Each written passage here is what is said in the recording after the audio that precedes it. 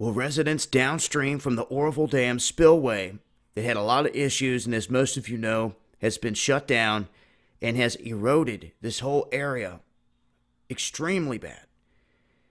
Well, what's happened now is something that they're saying the engineers apparently did not think about. And it is causing catastrophic damage downstream. Now, we all know this thing flooded over and there was a massive water release. I've also talked about the cleanup. I've also talked about the gold recovery. And I've talked about the effects that it's had all the way around on this area. Now, in terms of earthquakes, I want people to remember that the Oroville Dam had a 5.7 earthquake back in 1975, and the reason for this is because they were rapidly taking the water out and then quickly filling the dam back up. This is similar to what has happened here recently. And when this thing was at its max and overflowing, we had witnessed two small quakes, one right up here where it was spilling over and the other at the base, just out of frame here, showing that the earth was shifting or feeling the effects of all this water weight at that time. Now, they have reduced a lot of the water in this area, and then it's going to fill back up, and then they're going to have some releases.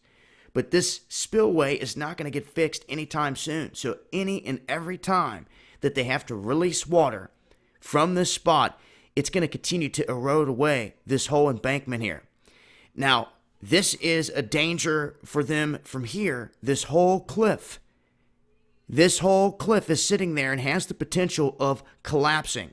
Now, what has happened is you had all this massive amount of water and this pressure eroding away the sides all the way down. You're talking 25 miles south of this position. That's how far this swollen river ran and ate up the banks big time. So instead of this keeping a gradual flow and slowly coming down, which is the way that it should and naturally flow, what it does is it allows the sun to harden the ground layer by layer as it's slowly dropping. Therefore, when it is completely down to its lowest levels or normal levels, the ground will be hard and will hold up. So what we have now all along the banks for 25 miles is a massive process of erosion and landslides where everything is collapsing in. And the reason why is they're saying because it simply cannot hold all of its own weight up. It's still wet.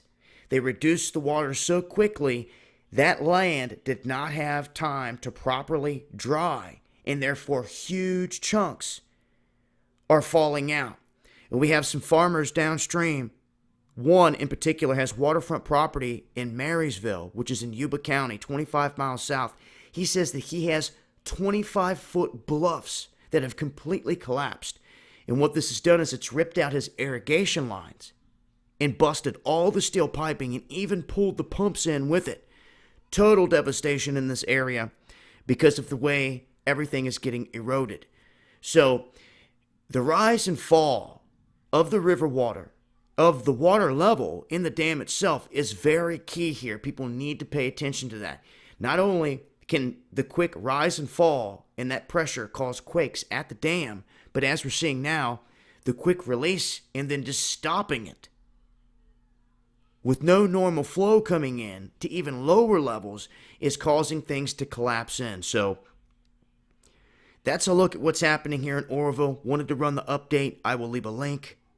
I will continue to update with more as I come across it. And for those that want to catch live stream updates of the Feather River, make sure to check out at My America 120. That's Sean D. That's often periscoping from this region. It's been Dabu7. Peace.